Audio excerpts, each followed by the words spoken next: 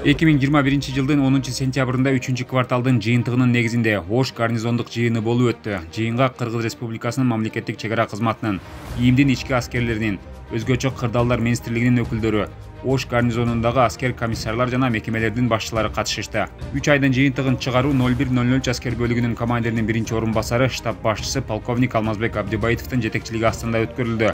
Жыйындын башталышында Ош гарнизонунун аскер коменданты тарабынан аткарылган иш-чаралар боюнча жана шаарда аскер кызматкерлеринин аскердик кийимди кийүүдө жалпы аскердик уставтардын талаптары аткарылбай жаткандыгын, күзөтчүлөрдүн кызматка көңүл кош жасаган аскер кызматкерлери жөнүндө айтылып, аты жөнү келген башчыларга жеткирилди.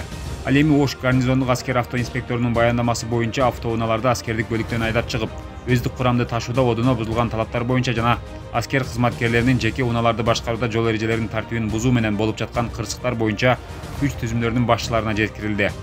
Кызматтык текшерүүнүн жыйынтыгы боюнча ÖKMге да коюлган кемчиликтерди жоюу боюнча тапшырмалар берилди.